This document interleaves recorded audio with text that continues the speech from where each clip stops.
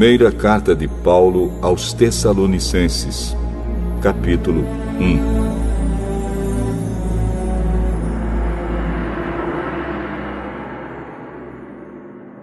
Eu, Paulo, e Silas e Timóteo, escrevemos esta carta aos irmãos da igreja da cidade de Tessalônica, a vocês que estão unidos com Deus, o Pai, e com o Senhor Jesus Cristo. Que a graça e a paz estejam com vocês. Nas nossas orações, sempre damos graças a Deus por todos vocês, e nunca deixamos de pedir em favor de vocês. Pois lembramos, na presença do nosso Deus e Pai, como vocês puseram em prática a sua fé, como o amor de vocês os fez trabalhar tanto, e como é firme a esperança que vocês têm no nosso Senhor Jesus Cristo. Irmãos, sabemos que Deus os ama e os escolheu para serem dele.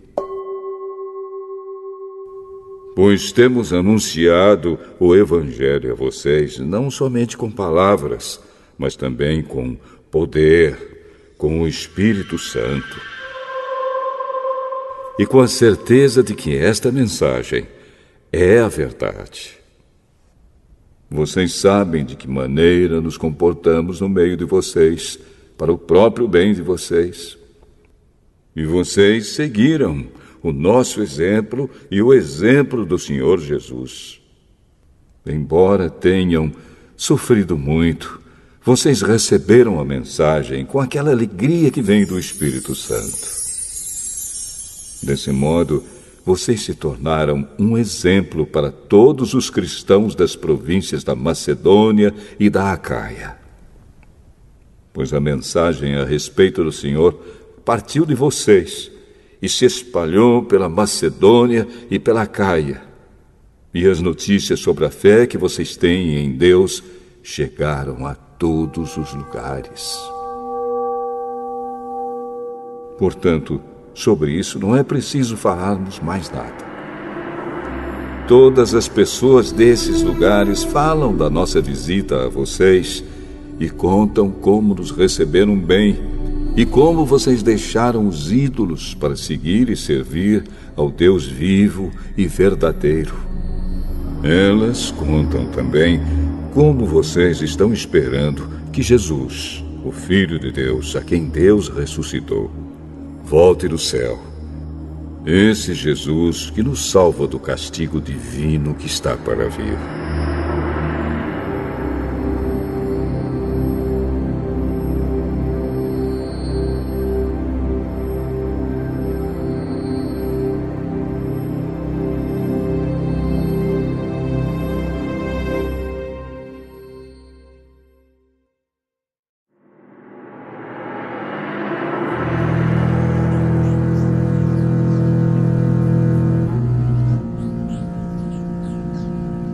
Primeira carta aos Tessalonicenses, capítulo 2.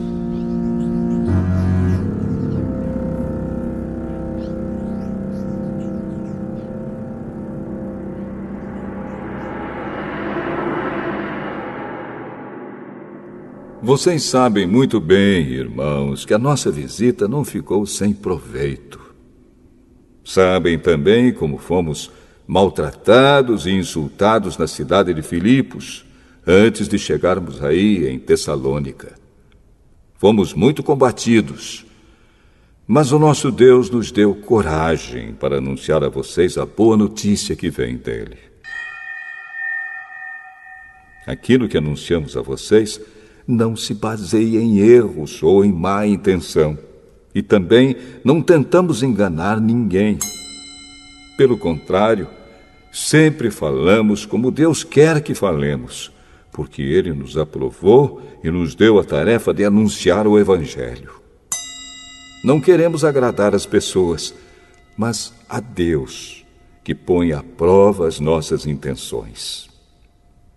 Pois vocês sabem muito bem que não usamos palavras bonitas para enganar vocês, nem procuramos tapear vocês para conseguir dinheiro.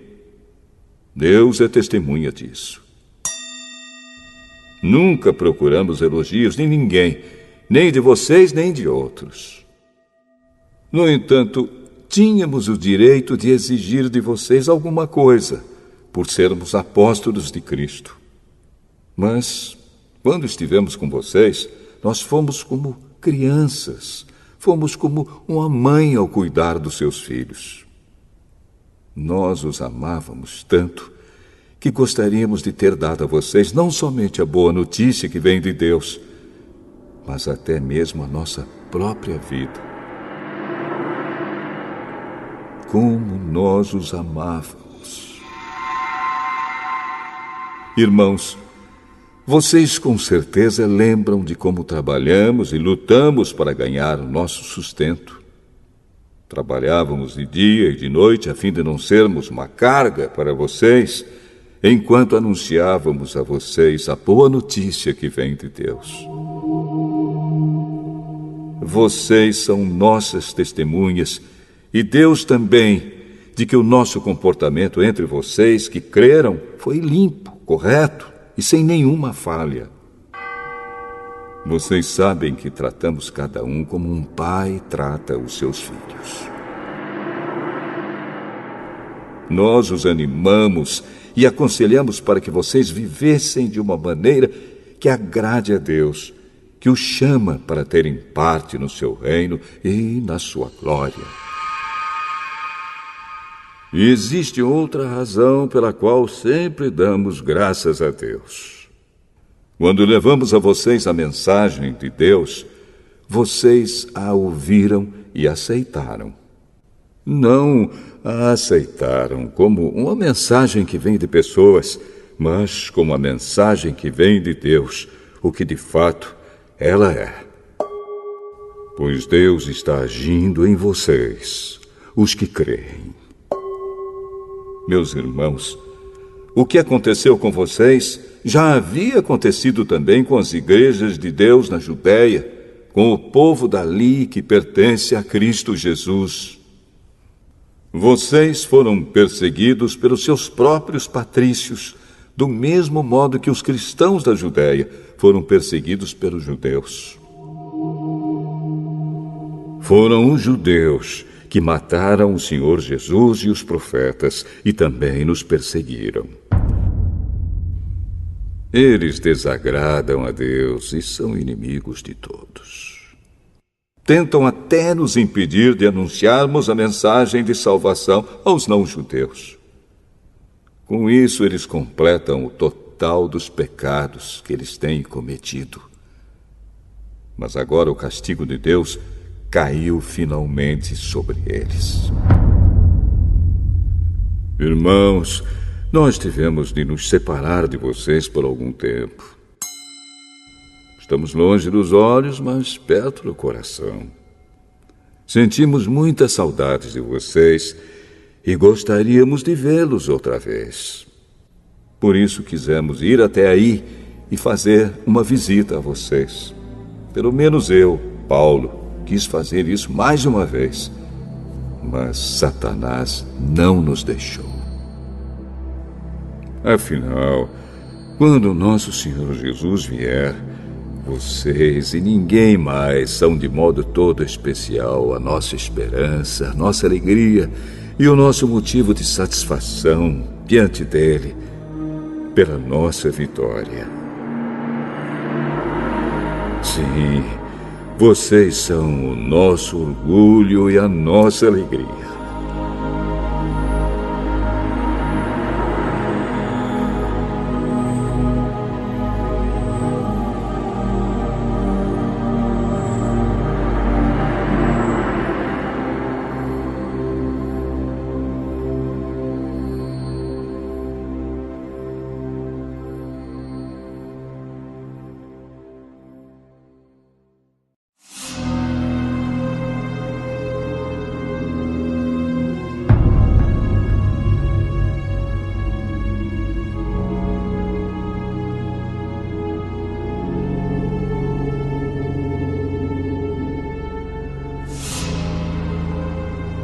Primeira Carta aos Tessalonicenses, capítulo 3.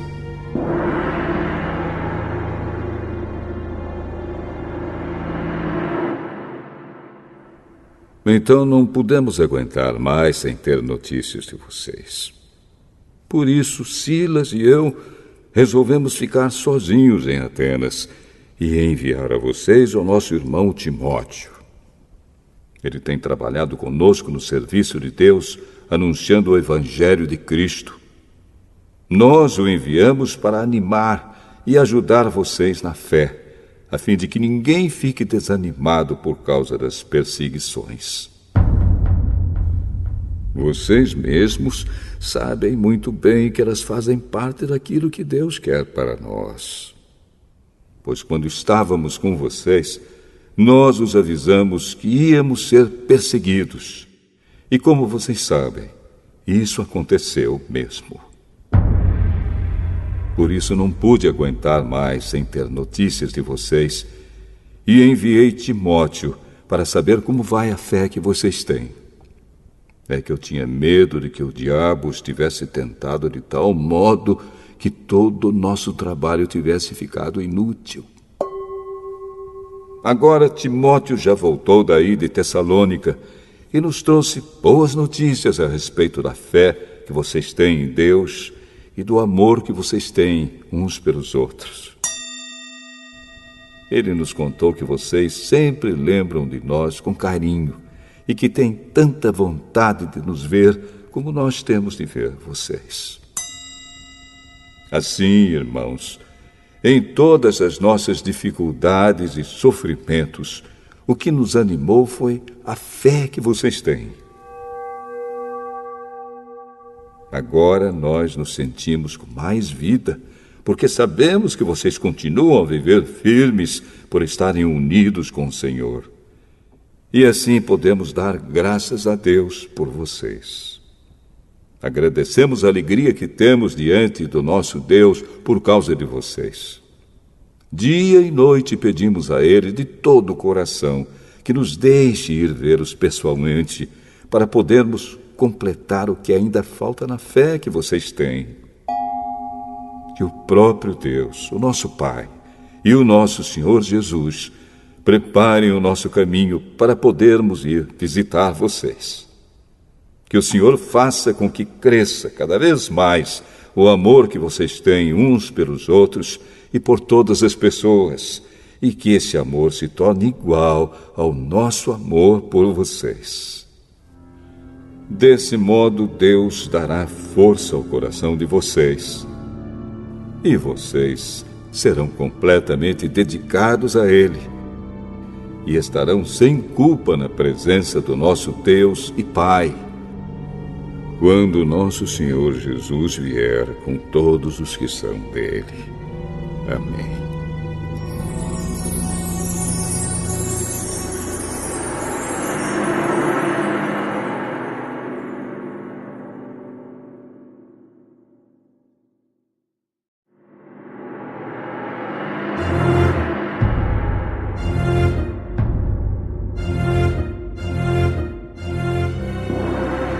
Primeira Carta aos Tessalonicenses, capítulo 4. Finalmente, irmãos, vocês aprenderam de nós como devem viver para agradar a Deus. E é assim mesmo que vocês têm vivido. E agora pedimos e aconselhamos, em nome do Senhor Jesus, que façam ainda mais. Pois vocês conhecem os ensinamentos que demos pela autoridade do Senhor Jesus. O que Deus quer de vocês é isto: que sejam completamente dedicados a Ele e que fiquem livres da imoralidade. Que cada um saiba viver com a sua esposa de um modo que agrade a Deus, com todo respeito, e não com paixões sexuais baixas, como fazem os incrédulos que não conhecem a Deus. Nesse assunto, que ninguém prejudique o seu irmão, nem desrespeite os seus direitos. Pois, como nós já dissemos e avisamos a vocês, o Senhor castigará duramente os que fazem essas coisas. Deus não nos chamou para vivermos na imoralidade, mas para sermos completamente dedicados a Ele. Portanto, quem rejeita esse ensinamento não está rejeitando um ser humano, mas a Deus, que dá a vocês o seu Espírito Santo. Não há necessidade de lhes escrever a respeito do amor pelos irmãos na fé, pois o próprio Deus lhes ensinou que vocês devem amar uns aos outros. Pois é esse amor que vocês têm mostrado a todos os irmãos que vivem em toda a província da Macedônia. Portanto, meus irmãos, pedimos que façam ainda mais. Procurem viver em paz, tratem dos seus próprios assuntos e vivam do seu próprio trabalho, como já dissemos antes. Assim, aqueles que não são cristãos os respeitarão, e vocês não precisarão viver às custas de ninguém. Irmãos, queremos que vocês saibam a verdade a respeito dos que já morreram, para que não fiquem tristes como ficam aqueles que não têm esperança. Nós cremos que Jesus morreu e ressuscitou. E assim cremos também que depois que Jesus vier, Deus o levará de volta, e junto com ele, levará os que morreram crendo nele. De acordo com o ensinamento do Senhor, afirmamos a vocês o seguinte: nós, os que estivermos vivos no dia da vinda do Senhor, não iremos antes daqueles que já morreram. Porque haverá o grito de comando, e a voz do arcanjo, e o som da trombeta de Deus, e então o próprio Senhor descerá do céu. Aqueles que morreram crendo em Cristo ressuscitarão primeiro. Então nós, os que estivermos vivos, seremos levados nas nuvens, junto com eles, para nos encontrarmos com o Senhor no ar. E assim ficaremos para sempre com o Senhor. Portanto, animem uns aos outros com essas palavras.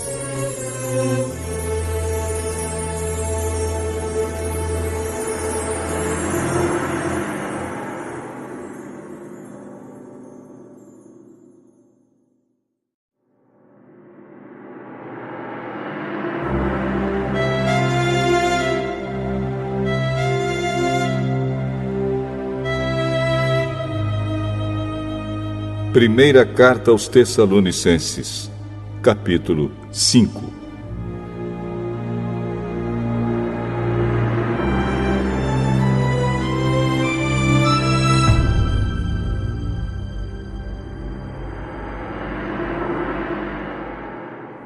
Irmãos, vocês não precisam que eu lhes escreva a respeito de quando e como essas coisas vão acontecer. Pois vocês sabem muito bem que o dia do Senhor virá como um ladrão na calada da noite. Quando as pessoas começarem a dizer, tudo está calmo e seguro, então é que, de repente, a destruição cairá sobre elas. As pessoas não poderão escapar, pois será como uma mulher que está sentindo as dores de parto. Mas vocês, irmãos, não estão na escuridão, e o dia do Senhor não deverá pegá-los como um ladrão que ataca de surpresa. Todos vocês são da luz e do dia. Nós não somos da noite nem da escuridão. Por isso não vamos ficar dormindo como os outros, mas vamos estar acordados e em nosso perfeito juízo. Os que dormem, dormem de noite, e os que bebem, é de noite que ficam bêbados. Mas nós que somos do dia, devemos estar em nosso perfeito juízo. Nós devemos usar a fé e o amor como couraça, e a nossa esperança de salvação como capacete. Deus não nos escolheu para sofrermos o castigo da sua ira, mas para nos dar a salvação por meio do nosso Senhor Jesus Cristo, que morreu por nós para podermos viver com Ele, tanto se estivermos vivos, como se estivermos mortos quando Ele vier. Portanto, animem e ajudem uns aos outros, como vocês têm feito até agora. Irmãos, pedimos a vocês que respeitem aqueles que trabalham entre vocês, isto é, aqueles que foram escolhidos pelo Senhor para guiá-los e ensiná-los. Tratem essas pessoas com maior respeito e amor, por causa do trabalho que fazem, e vivam em paz uns com os outros. Pedimos a vocês, irmãos, que aconselhem com firmeza os preguiçosos, deem coragem aos tímidos, ajudem os fracos na fé e tenham paciência com todos. Tomem cuidado para que ninguém pague o mal com o mal. Pelo contrário, procurem em todas as ocasiões fazer o bem uns aos outros e também aos que não são irmãos na fé. Estejam sempre alegres, orem sempre e sejam agradecidos a Deus em todas as ocasiões. Isso é o que Deus quer de vocês por estarem unidos com Cristo Jesus. Não atrapalhem a ação do Espírito Santo. Não desprezem as profecias. Examinem tudo. Fiquem com o que é bom e evitem todo tipo de mal. Que Deus, que nos dá a paz, faça com que vocês sejam completamente dedicados a Ele e que Ele conserve o espírito, a alma e o corpo de vocês livres de toda mancha para o dia em que vier o nosso Senhor Jesus Cristo. Aquele que o chama é fiel e fará isso. Irmãos, lembrem de nós nas suas orações. Cumprimentem todos os cristãos com um beijo de irmão. Peço com insistência, pela autoridade do Senhor, que esta carta seja lida para todos os irmãos. Que a graça do nosso Senhor Jesus Cristo esteja com vocês.